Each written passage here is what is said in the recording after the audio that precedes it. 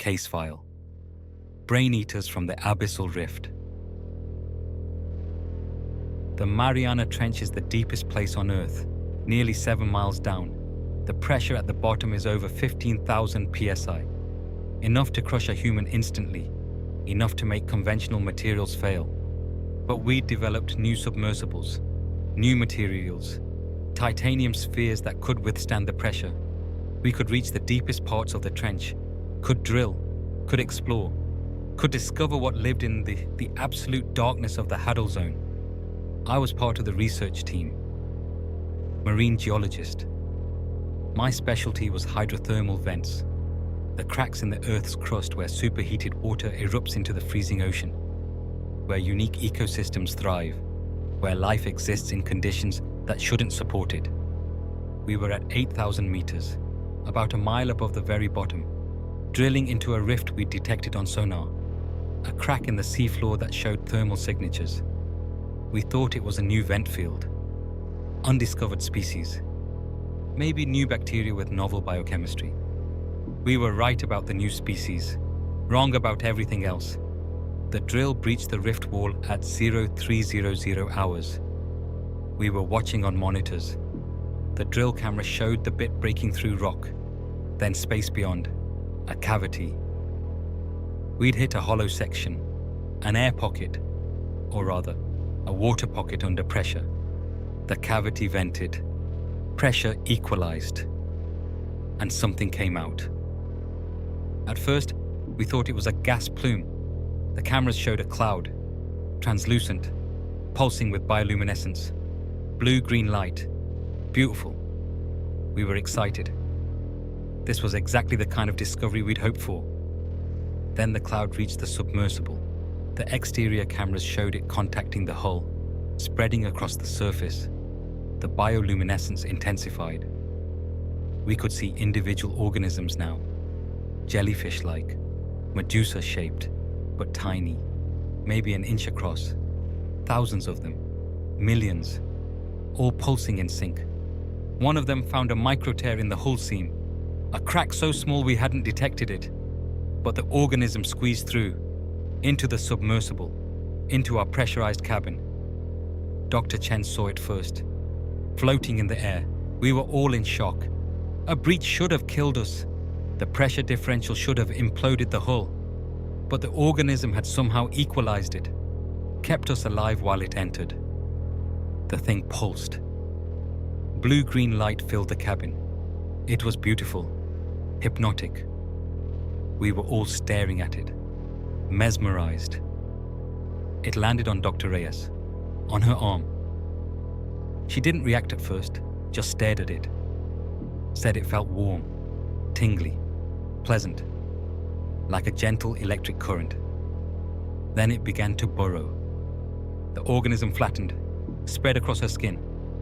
We could see it through her suit, see the translucent body pressing against the fabric, finding gaps, the collar, the wrist seal, squeezing through. It was on her skin now. Dr. Reyes was still calm, said it didn't hurt, said it felt good, like a massage, like something releasing tension in her muscles. We watched it move, sliding across her skin, up her arm, toward her head. She was smiling, said she could feel it in her bloodstream, could feel it moving through her vessels. Warm, soothing, perfect. It reached her ear, paused.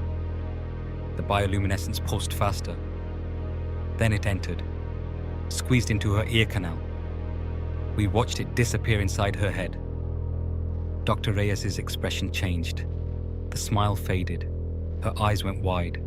She made a sound, not quite a scream, more like a gasp of realization. "It's in my brain," she whispered. "I can feel it. It's eating me." She collapsed, started convulsing. Her hands went to her head, clawing, trying to dig into her skull, trying to reach the organism that was inside. We restrained her, tried to help, but there was nothing we could do. We were 8,000 meters down, hours from the surface. No medical equipment that could help with a parasite inside her brain. Dr. Reyes stopped convulsing, went still. Her eyes were open, pupils dilated. She was breathing, but not responsive. Then she started talking. Not her voice. Something else. Using her vocal cords, but not her words. A language we didn't recognize. Guttural, complex, ancient sounding. And she was describing things. We couldn't understand the language, but we could understand the meaning. Telepathically. Like the organism was broadcasting directly into our minds. She described the Guardian, the thing that lived in the rift, the massive creature that the organisms had come from, that they served, that they protected. We saw it in our minds, a shape, colossal, filling the entire rift cavity, tentacles like trenches, eyes like canyons, a mouth that could swallow our submersible without noticing.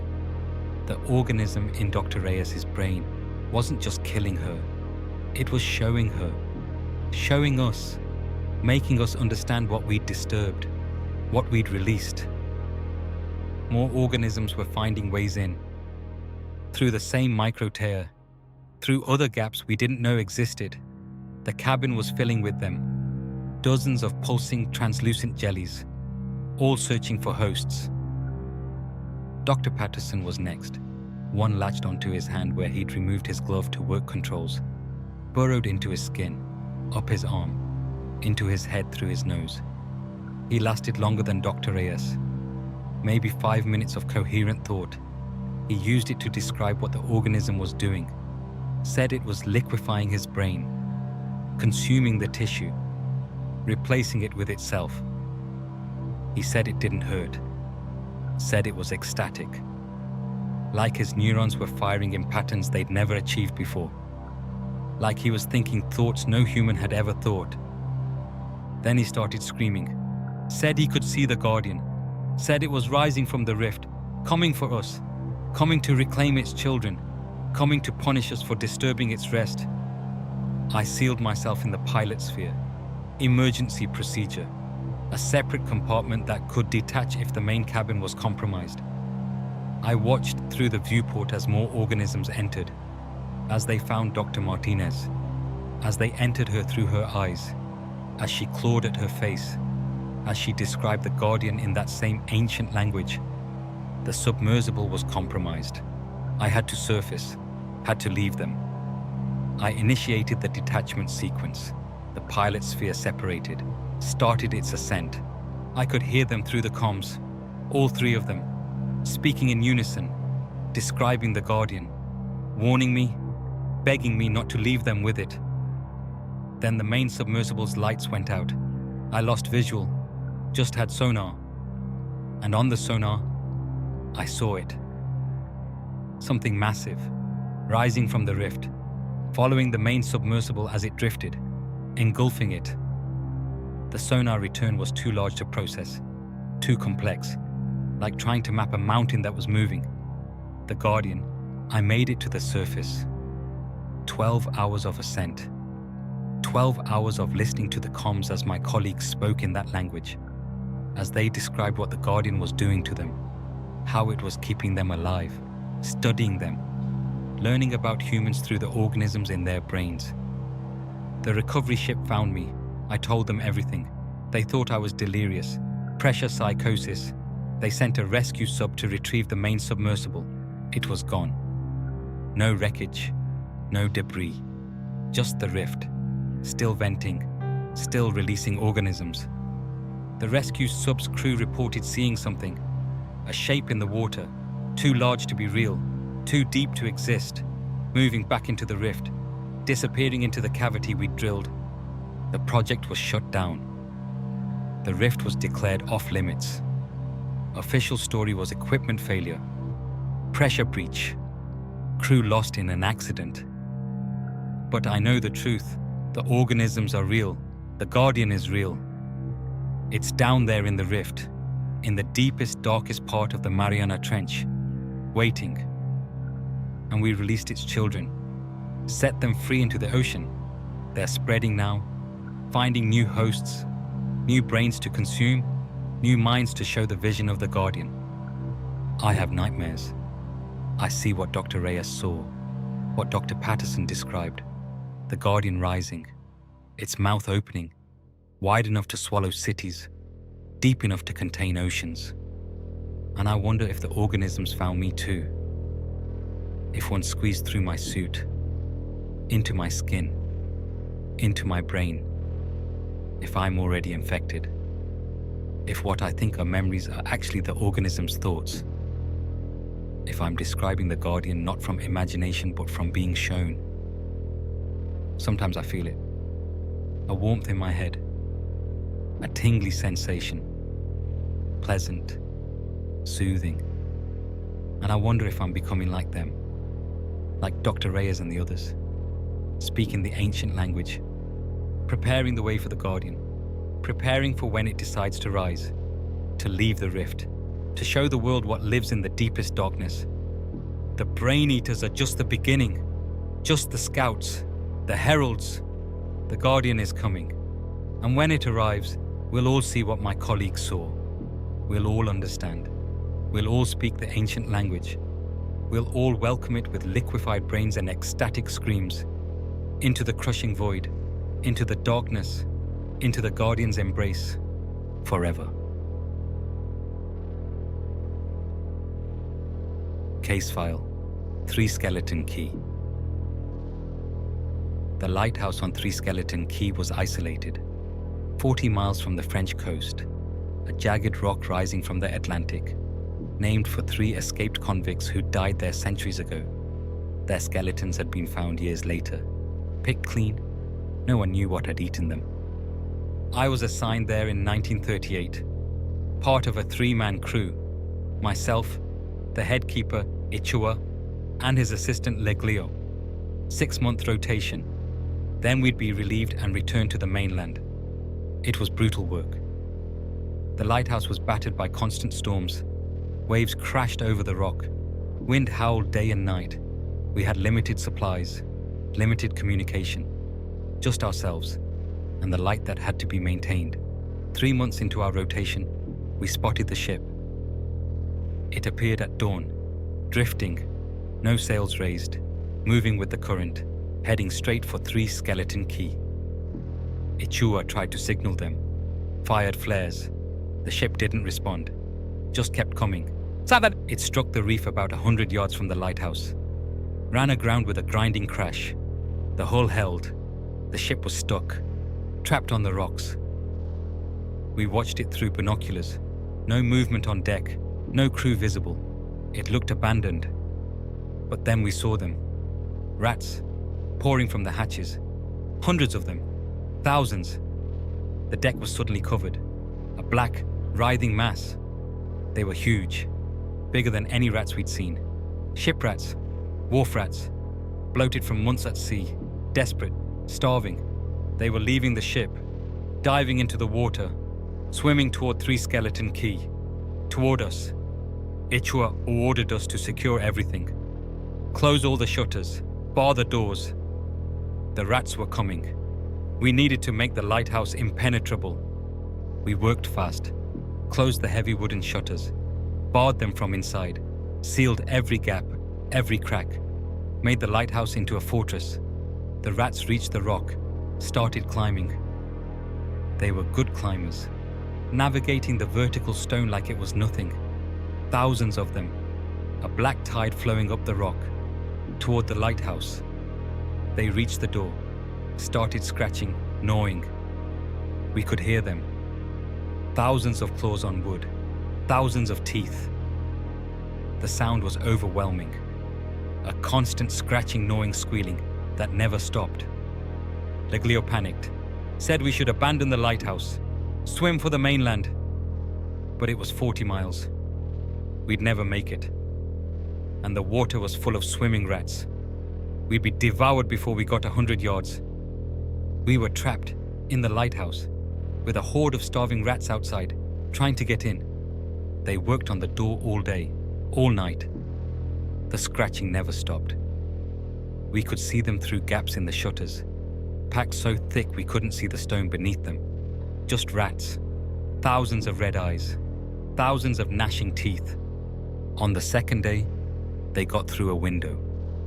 A shutter had a weak spot. The wood was old, rotted. The rats found it, concentrated on it, gnawed through. The shutter splintered, fell inward, and rats poured in. We fought them. Leglio had a club. Ichua had a knife. I had a fire iron. We killed dozens, hundreds. But they kept coming. An endless stream, biting, clawing, climbing up our legs, our arms, going for our faces. We retreated, up the stairs, to the next level, slammed the door. The rats filled the lower level. We could hear them, destroying everything, eating everything. The food stores, the furniture, the ropes, the wood. They were consuming the lighthouse, making it theirs. On the third day, they got through to the second level. Same tactic, found the weak spots, gnawed through, poured in. We retreated higher, to the lamp room, the glass chamber at the very top, the last defensible position. We barricaded ourselves in. Ichua kept the light burning, maintained our duty even as we were under siege.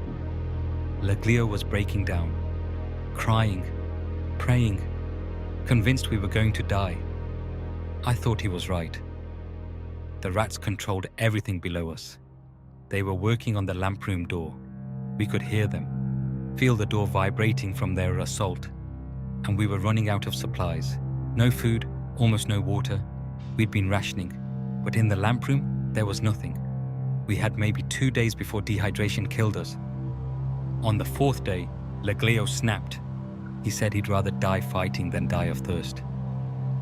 He opened the door, rushed out, into the mass of rats on the stairs. We heard him screaming. The sound lasted maybe 10 seconds, then silence. Then the sounds of eating. The rats had taken him, were consuming him. Ichua and I sealed the door again. Didn't speak. What was there to say? Leglio was dead. We'd be next. That night we saw the fire on the mainland, 40 miles away. Someone was burning signal fires. They'd seen our light, knew we were still maintaining it, knew something was wrong. They were coming, a rescue ship. But it would take time, hours, maybe a full day to reach us. We had to survive, had to keep the rats out, had to stay alive long enough to be rescued. The rats redoubled their efforts, like they knew, like they understood that help was coming and they needed to finish us before it arrived. The door was failing, the wood was splintering.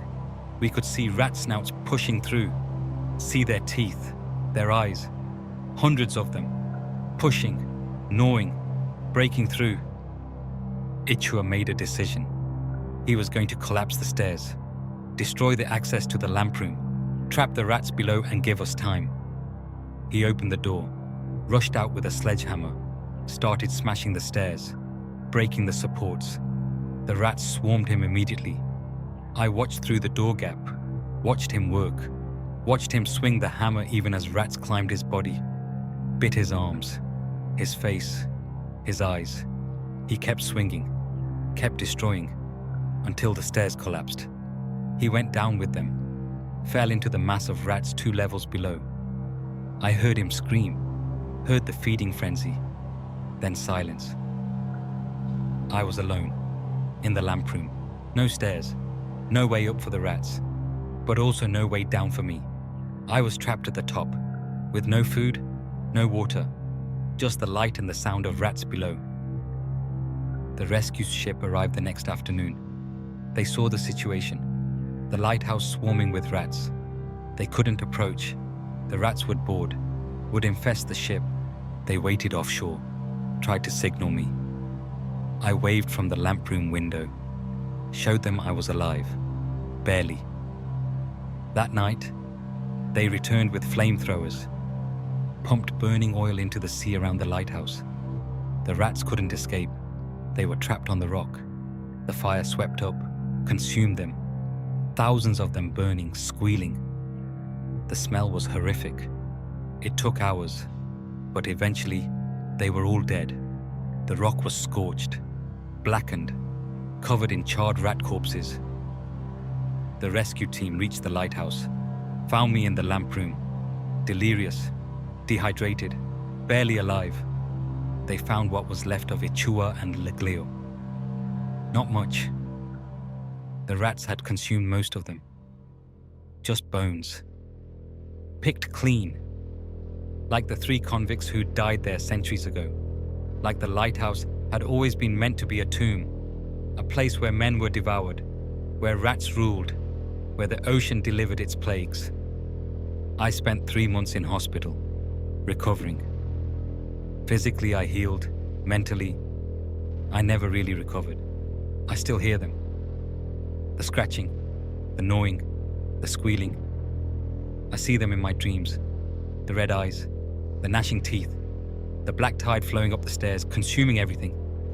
I see Ichua, swinging his hammer, covered in rats, still working, still doing his duty even as they devoured him. I see Leglio, rushing into them, choosing death on his terms rather than slow starvation. 3 Skeleton Key was rebuilt, new keepers assigned, but it happened again. 20 years later, another ship ran aground, another rat plague. Those keepers barely escaped. The lighthouse is automated now, no human crew, just machines, maintaining the light, warning ships away from the rocks. But sometimes, on quiet nights, sailors report seeing movement in the lighthouse windows. Black shapes, flowing, scratching, gnawing. The rats never really left. They're still there, in the walls, in the foundation, in the rock itself, waiting for the next shipwreck, the next crew, the next feast. 3 Skeleton Key, named for 3 convicts devoured by something unknown. Now I know what devoured them. What's always been there? What will always be there? The rats, the endless hungry rats, the plague the ocean delivers to isolated souls. And they're still waiting, still hungry, still ready to swarm, always. Case file: The Black Kiss. The waters off Cape Hatteras have a reputation. Ships disappear there, swimmers go missing, bodies wash up with no explanation. The locals blame the currents, the riptides, the unpredictable weather. But the old fishermen know different. They tell stories about something in the water, something that hunts at night, something that takes swimmers, delivers a fatal kiss, drags them into the depths. I didn't believe the stories. I was a marine biology student, doing research on nocturnal fish behavior. I needed night dives to observe feeding patterns. The local fishermen warned me, said don't dive at night, said the black thing hunts when it's dark. I ignored them. Superstition, old tales, nothing more. My first night dive was unremarkable. I went down at midnight, about 40 feet, observed some grouper, some smaller reef fish, took notes, surfaced without incident. The second night, I went deeper, 60 feet, further from shore. I wanted to see if the fish behavior changed with depth, with distance from land. I was 40 minutes into the dive when I felt it, a presence, like something was watching me. I spun around, shined my light in all directions, saw nothing, just dark water, empty ocean. But the feeling persisted, intensified. Something was there, close, watching. I started my ascent, decided to cut the dive short, get back to the boat. The feeling followed me, got stronger. I could sense movement behind me, around me, circling. I broke the surface, climbed onto the boat, heart racing. I'd never felt that before, that primal fear, that certainty of being hunted. The third night, it showed itself. I was at the same depth, same location. The feeling came back, that presence, that awareness of being watched. But this time, I saw it. A shape in the water, at the edge of my light. Black, darker than the surrounding water. Moving, undulating, coming closer. I focused my light on it. The beam seemed to be absorbed, swallowed, like the thing was made of concentrated darkness. I could make out a form, roughly humanoid, but wrong. The proportions were off, the limbs too long, the body too fluid. It moved closer. I could see details now. The surface wasn't solid. It pulsed, rippled, like water itself had taken shape, become animate, become aware. And it had a face, or something like a face. Features that shifted, changed, sometimes human, sometimes not. Eyes that were just darker spots in the darkness, a mouth that opened too wide. It reached toward me. A hand, if you could call it that. The fingers were like tentacles, flowing, extending, reaching for my face. I kicked backward. The thing followed, matched my speed, stayed just outside my light, just beyond my reach, but always there, always following. I ascended, fast, too fast. Didn't care about decompression, just needed to get away. The thing followed me up, keeping pace, staying close. I broke the surface. The thing didn't. It stopped maybe 10 feet down, hovering, watching, its face tilted up toward me. The mouth opened. I saw teeth, or what looked like teeth, sharp, numerous, arranged in the spirals. Then it descended, disappeared back into the dark water, gone. I got on the boat, didn't dive again that night. Couldn't. I was shaking too badly, but I was curious, scientifically curious. What was that thing? New species? Unknown cephalopod? Some kind of deep-sea organism that came to shallow water at night? I researched. Found stories similar to mine. Divers seeing black shapes, being followed, feeling watched. But most of the stories didn't end well. The divers who got too close didn't surface. Their bodies were found days later, washed up on beaches, with strange marks, bruises around the mouth, dark, almost black, circular, like someone had kissed them. But the tissue underneath was dead, necrotic, drained. The black kiss. That's what the locals called it. The thing in the water kissed its victims, drained their life, pulled them under. The bodies that washed up were just empty shells. The essence, the vitality, was gone. I should have stopped. Should have left Cape Hatteras. But I was obsessed. I needed to understand, needed to document this thing. If it was real, it was one of the most significant marine discoveries ever made. I dove again. Night 4, same location. The thing was waiting. It appeared immediately, like it had been expecting me. The black shape, the pulsing darkness, the reaching tentacle fingers. This time, I had a camera. Underwater housing. I started filming.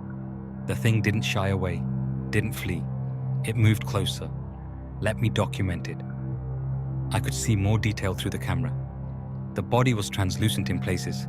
I could see through it, see the water beyond. But other parts were opaque, solid, especially the mouth. That stayed dark, impenetrable. The thing circled me, examining, learning. Its face came close to my mask. The mouth opened. I could smell it. Through my regulator, through the water, a smell like deep ocean, like things that live in the abyss. Ancient, hungry. It reached toward my face. The tentacle fingers extended, touched my mask, gently, almost curious. I felt cold, intense cold, like touching dry ice. The glass of my mask frosted where it touched. Then it pulled back, circled again, and I realized what it was doing. It was deciding, evaluating, Choosing whether I was worth taking, I started ascending. Slowly, controlled, kept the camera running. The thing followed. Its face stayed close to mine. The mouth kept opening, closing, like it was tasting the water, tasting me through the water. At 20 feet, it made its move. The tentacle fingers wrapped around my arm. The cold intensified, spread. I could feel it through my wetsuit, through my skin, into my muscles, my bones, freezing me from the inside. The thing pulled, gently, not violent, almost seductive, pulling me back down, back to depth, back to darkness. I fought, kicked for the surface. The thing held on. Its grip tightened. More tentacle fingers joined, wrapping around my leg, my torso, my neck. The mouth came close, right against my mask. The lips, if they were lips, pressed against the glass. I felt the cold intensify, felt something draining. Not blood, not oxygen, something else, something vital. I was getting weak. The fight was leaving me. The thing's pull was getting easier to accept. Part of me wanted to go, wanted to surrender, let it take me, let it deliver the kiss, the black kiss, the final kiss, the draining embrace. My backup regulator saved me. It was dangling free, swinging as I struggled. It hit the thing. The metal mouthpiece made contact with that pulsing darkness. The thing recoiled, released me. The tentacle fingers unwound. The mouth pulled away. It backed off, descended, watching me from below. I surfaced, barely, got on the boat, collapsed. The cold was still in me, spreading. My arm where it had grabbed me was numb, blue. The skin was dead, necrotic. I spent 3 days in the hospital. They wanted to amputate, said the tissue death was spreading, but it stopped, reversed, slowly healed. But it left scars, black bruises in the shape of fingers, around my arm, my leg, my neck, and one near my mouth, where the thing had pressed against my mask, where it had almost delivered the kiss. I left Cape Hatteras, left marine biology, couldn't dive anymore, couldn't even swim. The fear was too strong, the memory too vivid. But I have the footage. The camera survived. The video shows everything. The black shape, the pulsing darkness, the tentacle fingers, the mouth pressed against my mask. I've shown it to experts. They have no explanation. Say it's probably a hoax, CGI, special effects. Nothing like that exists in known marine biology. But the fishermen know. The old ones. They've seen it. Or known people who have.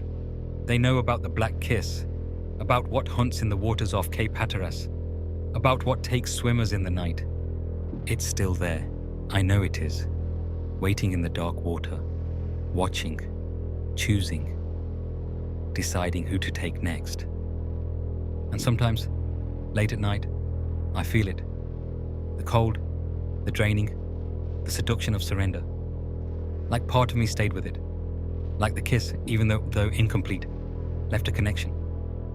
I dream about going back, about diving one more time, about letting it finish what it started, about accepting the black kiss, the final embrace, about joining the others in the deep, the taken ones, the drained ones, the souls that surrendered to the darkness and found what?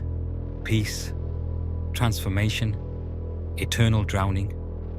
I don't know, and I'm terrified to find out, but the pull is there, always there, calling me back to the water, back to the thing that waits, back to the black kiss, the intimate terror, the drowning ecstasy, the abyss claiming the unwary, one kiss at a time, forever.